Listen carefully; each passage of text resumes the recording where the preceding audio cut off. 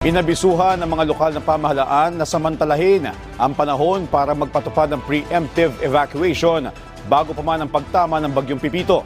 Ayon sa Office of Civil Defense, dapat na itong ipatupad simula bukas hanggang Sabado bago ang tuluyang paglapit nito sa bansa.